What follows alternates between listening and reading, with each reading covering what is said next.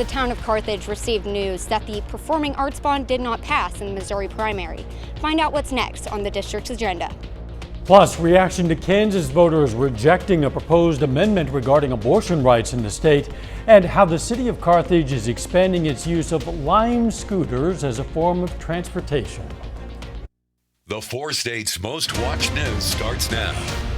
The Carthage School District regroups after the failure of a bond proposal for a new performing arts center in yesterday's elections. KOAM's Bella Line has more. The Carthage School District and community has been using an auditorium that is over 40 years old. After yesterday's loss for the proposal in the Missouri primary, the district is still looking for a way to improve the programs. For many years, the community's discussed having a new performing arts center. Right now we have an auditorium, but we really need more, a classrooms addition to it. So we put it out for the ballot language, and it just didn't pass. This was not a rebuke saying that we don't want to help the kids, but it was a rebuke saying that at this present moment, the uncertainty is there that we don't know what's going to happen with the finances of the country. The vote was close, but since a 4/7 majority, or 57%, was needed, the district was unsuccessful. I think if you look at the precinct results, the Carthage 1, 2, 3, and 4 precincts, which is the main central part of the city, all voted for it. But when you look at one of the precincts and then the outlying areas, we have a lot of people that are in the rural communities.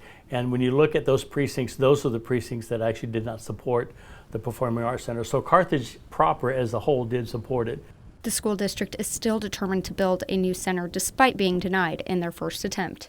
We will continue to look at options regarding Performing Arts Center, maybe some ways that we can get more support, but obviously it's still needed.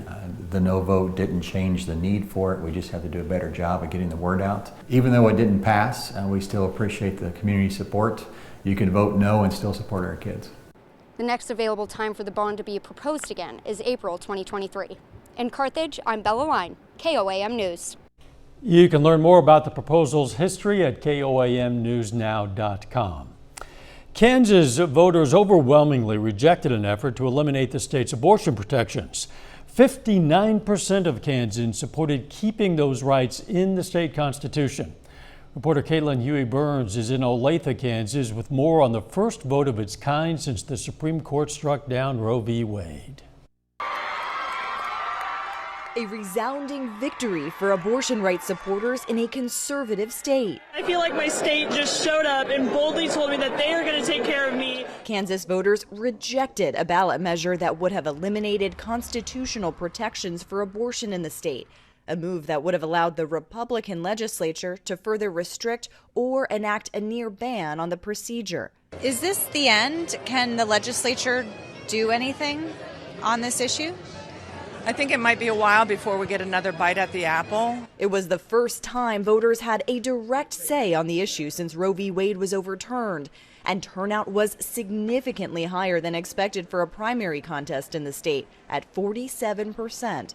What was at stake was our constitutional rights and our freedom.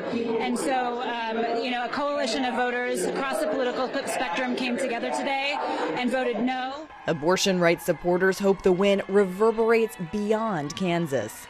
If you can see that the no votes win here, then that would mean that you could have that in any part of the country, no matter how red it is. So what happens here in Kansas could be a roadmap for other states. It is a roadmap for how do we make sure that we're asserting, defending, and protecting the rights of women to have access to care in any part of the country.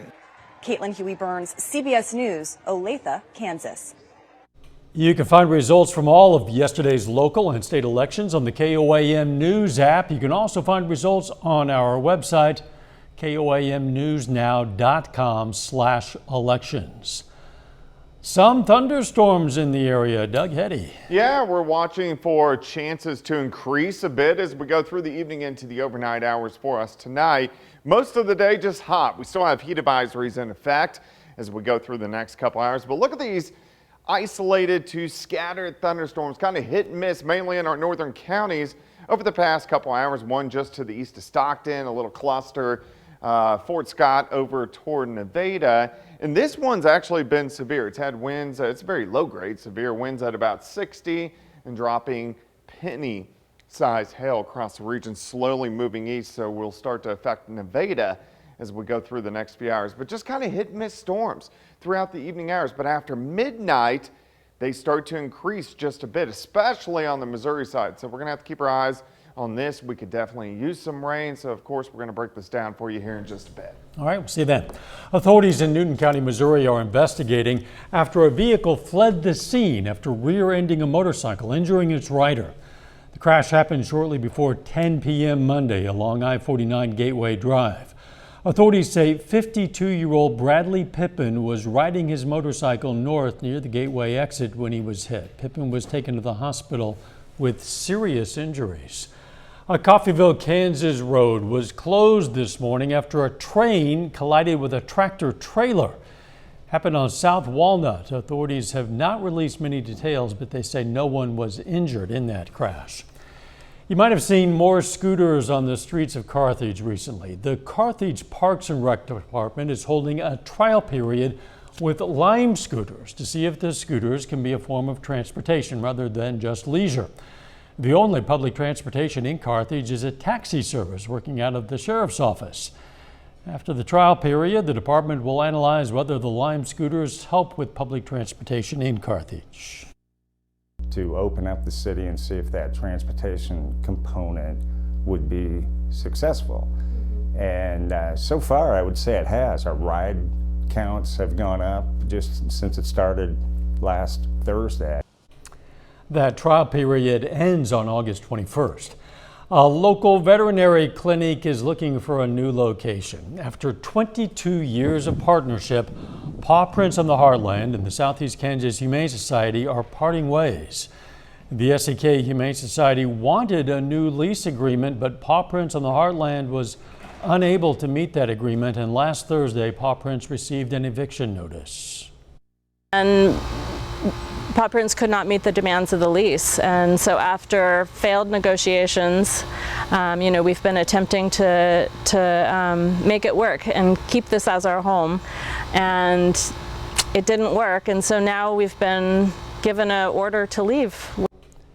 We reached out to the SEK Humane Society for comment, but they declined. Coming up, how Freeman Health System is giving people a chance to find out what resources they offer. Plus, a local business makes a great big donation to a Joplin nonprofit organization. Freeman Advantage Free Health and Resource Fair returns for the first time since 2019, before the pandemic.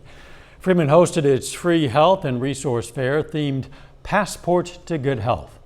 The event featured health screenings, presentations, and interactive booths. Visitors received a passport and collected stamps from the various vendors or by participating in activities which then qualified them for door prizes. It is a medical education and social program for people over 50. So that means a wide variety of activities that go beyond the health fair. There were also guided mindfulness sessions, fitness assessments, and blood screenings. Joplin's Ronald McDonald House is getting a big check from a longtime supporter. Fletcher Hyundai gave $10,000. Fletcher Auto Group has donated funds to Ronald McDonald House charities from the 4 states for years, raising more than $120,000 in total.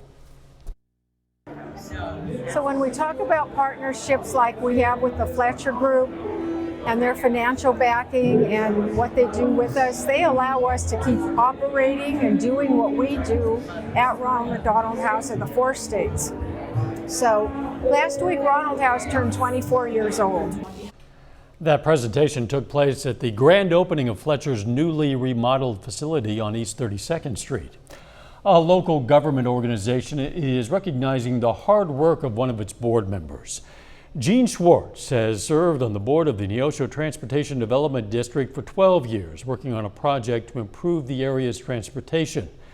That project includes adding stoplights to Highway 60 and extending Kodiak Road near Neosho Junior High. Well, today the district held a ceremony to dedicate part of the extension to Schwartz. It's a wonderful advancement to this area, and I'm just glad that it's all done, and it'll be here for many, many years for everybody to use, and this area continues to grow, which it's going to. Yeah. That project is funded through private donations and a sales tax.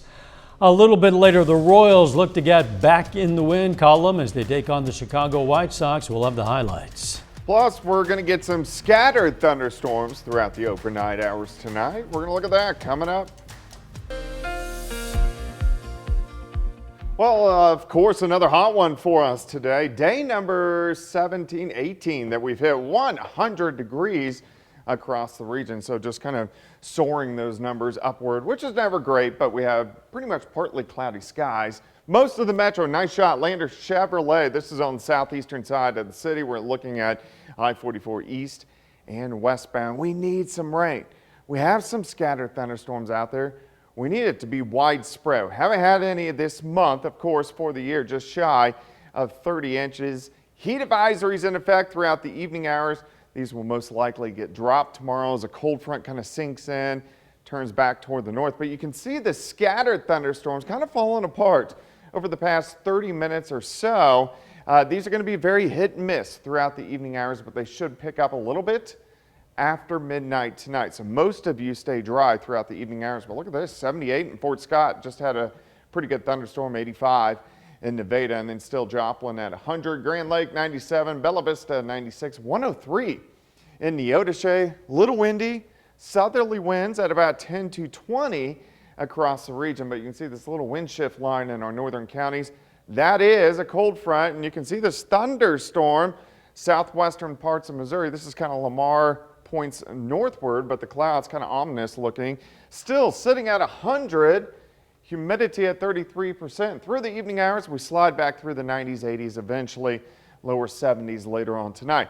All right, isolated to scattered thunderstorms in northern counties over the past couple hours. These are kind of shifting southeast. The more unstable air mass kind of east of Springfield, but we can't rule out a strong to a low-grade severe storm, which we have seen over the past 30 to 45 minutes with this cell, which is rapidly weakening western parts of Vernon County. So out of Fort Scott, just to the west of Nevada, still getting some decently heavy amounts of rain. So here's 54 highway westbound. You can head all the way down toward Milo, Drywood, just to the south of Nevada. So these are going to be very hit and miss next few hours as this wave kind of drops in for us later on tonight, giving us some scattered thunderstorms. I think the better shot for at least more widespread is going to be after midnight. Now, majority of these are going to be on the Missouri side. You can see them pushing in. The farther west you work, the lower your chance is to get showers and thunderstorms. Hit and miss thunderstorms all the way into the morning hours. Here's 5:30. Most of these are gone by 6 or 7 o'clock in the morning, and then we'll heat back up into the mid-90s for afternoon highs. So our best chance for rain kind of moves in 2, 3, 4, 5 o'clock in the morning and then starts to taper off by the time you get up and around tomorrow. But we need the rain. It's not going to be widespread, so if you get it, consider yourself one of the lucky ones. 96 tomorrow, 98 on Friday, and then we're going to hang near 100 degrees as we head into the weekend. Maybe a hair cooler early next week with a cold front kind of sinking in, and then right back up there again late next week. So, I mean, the hot trend continues. Yeah, and if it's a hair cooler, that is one very narrow hair. It's a very small hair. Yes, it is. Hairs tend to be. Yeah. Thanks, Doug. If you're ever on the go and you want to still be able to watch our newscast live, just download the KOAM News app. It's available free of charge. The Apple and the Google Play stores, also on Roku, Amazon Fire TV. Just search for KOAM+. Still ahead, a former Webb City standout impresses at training camp for the Minnesota Vikings. And the Kansas City Royals aim for a series win against the White Sox. Jacob Leonard has that and more up next. The Pittsburgh American Legion baseball team is back in the Mid-South Regional Tournament for the second straight year. The Post 64 opens the tournament this afternoon in Birmingham, Alabama, facing the Tupelo 49ers out of Mississippi. That's a tough tournament opener, but the 49ers coming into the day with a 32-1 record. That was a good one today, but Pittsburgh falls 5-2. Cameron Williamson gets an RBI single for Pittsburgh. And Post 64 will try to stay alive in the regional tournament tomorrow afternoon at 1. The Kansas City Royals finish up their 3-game series with the Chicago White Sox this afternoon. The two teams have split the first 2 games of the series after the Sox took Game 2 last night 9-2.